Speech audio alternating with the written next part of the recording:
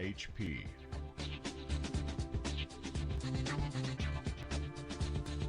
Here are your hosts, John Furrier and Dave Vellante.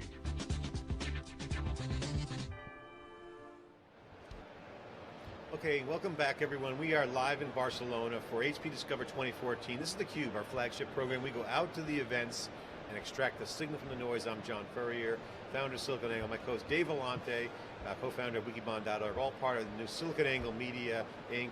organization.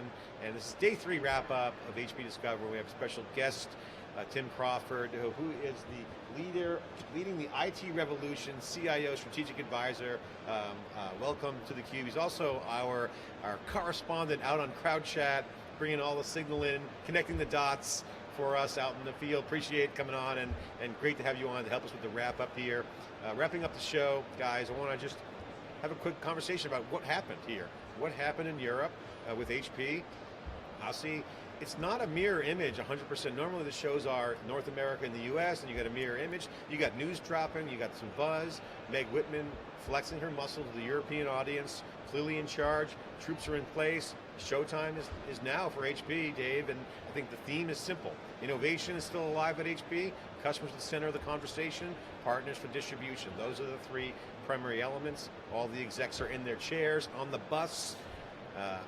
From good to great is the message, and will that translate down into execution to the troops? Ultimately, we'll tell. Obviously, some highlights from the show, guys. I want to get that quickly. The machine, the buzz. That's the big buzz. The machine, the future. Their Watson, if you will, from an IBM kind of analogy perspective. Converged infrastructure, the real deal, the meat on the bone, hitting the table.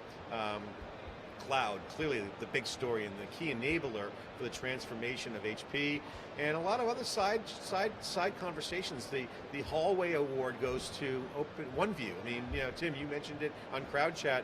Not a big feature item, but talk in the hallways.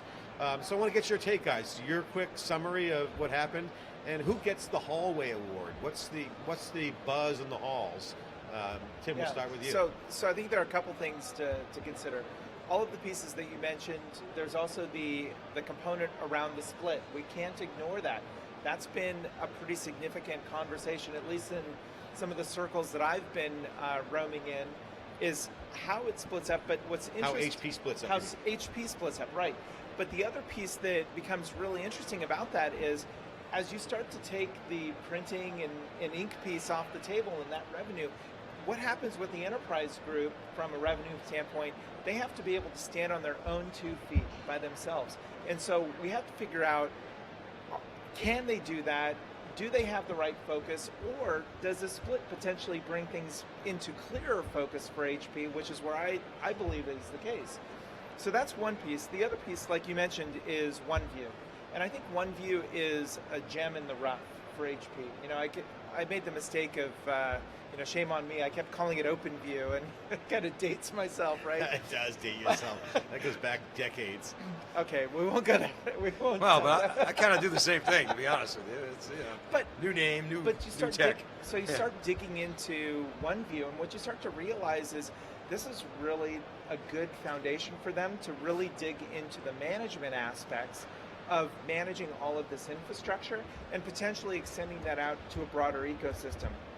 Now, that's a big statement to make, and they've got a lot of details to fill in the gaps, but just looking at where OneView is today and where it could go, I think there's some potential there.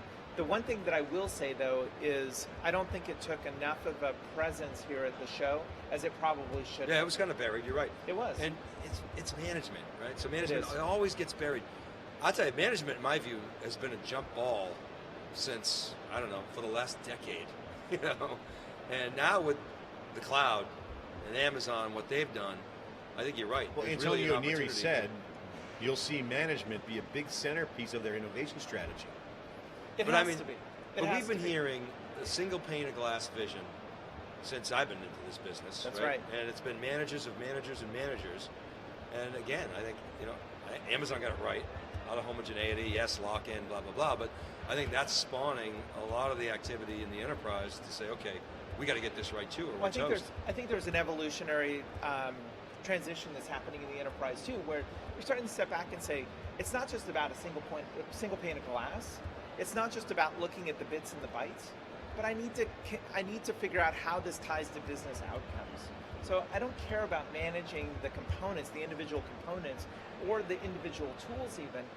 I need to work smarter. And I know that's cliche, but I got to figure out a way to do that. And if one view's the way to do that, then so be it. If it's something else, then so be it. But I think management is going to make a resurgence in the IT picture. Well, so let's talk about what that business outcome is. To me, it's, and we've talked about this, John, the labor component of IT is too high.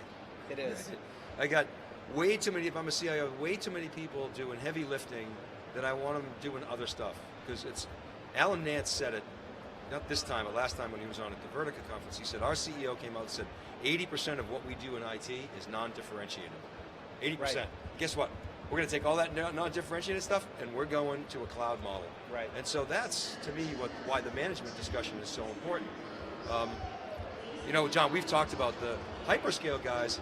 They will spend time, engineering time, to save money. The enterprise, they don't have the engineers. They'll spend money to save time. And that really is where management comes in. Dave, I couldn't agree with you more. It's a simplicity issue. And Martin Mikos was on the cube talking about aircraft carrier, about HP. When I asked him about Cloudera and all these innovative startups, he says they're the fighter pilots. And I think that analogy of aircraft carrier and fighter pilots extends directly to the customer base. The customer is an aircraft carrier. They're moving slow. We mentioned it with OpenStack. How do they roll out SLAs? But they want the fighter pilots. That's the mobile apps. You're seeing the confluence of the customer environment looking like both an aircraft carrier with great fighter jets. And ultimately, I think that's the goal of agility. That's your point about management software. Management software now is the radar, right? So you got the radar, you got the heat-seeking missiles, big data, all coming together. But Well, I was going to say, I was thinking about that analogy going, but don't you want, and you said it, don't you want some fighter jets in your portfolio? I mean, well, I think that's part of it. Yeah, you got to have nimbleness, and that's agile. That's what cloud gets you, and I think that's why cloud is the disruptive enabler for HP internally and for their customers. But so who are the fighter jets? I think the big data group could be a big part of the fighter jet enablement. But he used Cloudera, Hortonworks, and MapR as examples. I'm like, those okay. are the tools. Yeah, I mean, where's your fighter jets? To me, are the hot products. Right. But also, don't forget, you guys weren't here, but I did a CTO session with the HP software guys.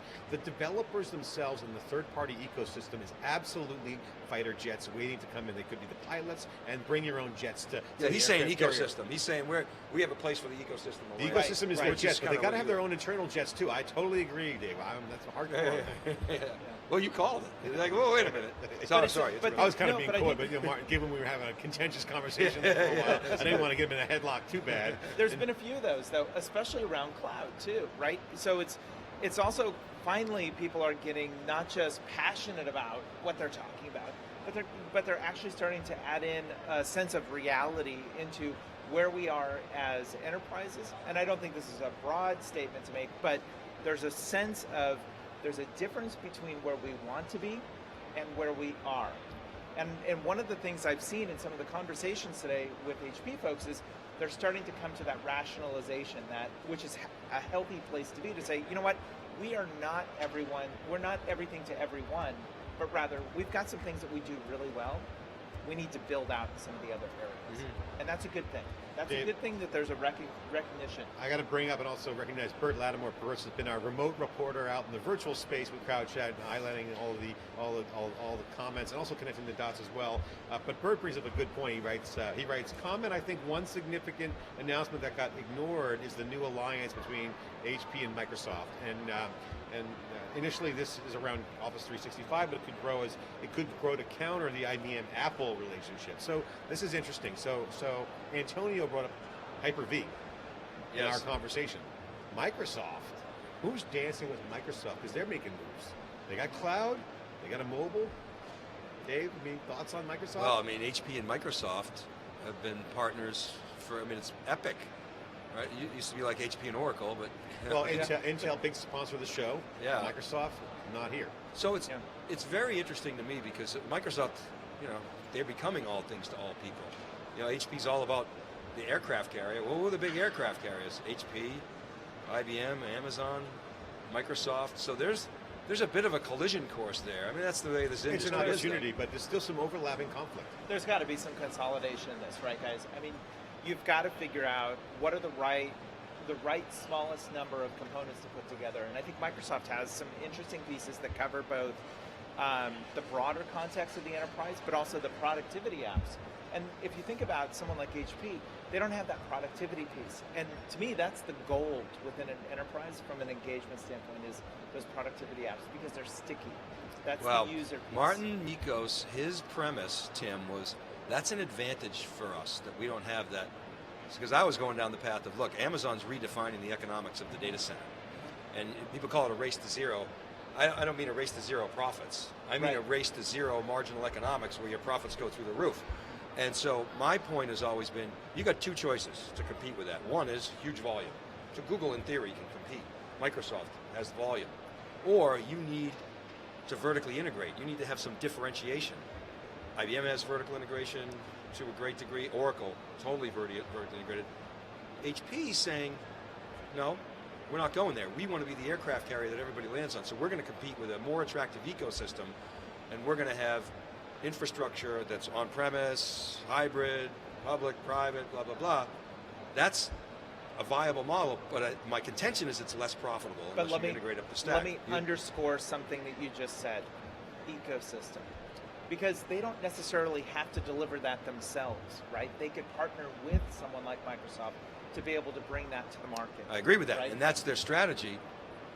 But my contention is it will be a less profitable strategy. Okay, guys, we are getting the hook here. They're going to unplug us. We always go to the end. We want to go right to the very end where they pull the plug on the cube. Of course, we have to wrap it up. But so let's wrap this puppy up, guys. Day 3. I'm impressed. I think it's showtime for HP. It's put up or shut up time. They're going to split the company up. That decision's made. Although I have my opinions, and from my reports in talking to folks, Tim. As I said on Crowd Chat, they're already two separate companies. Although I say they should stay together, that's my opinion. Dave, you want to? I got to get a last word in here because I was kind of being critical. I think HP's cloud strategy was a mess 3 years ago. I think they got it right now.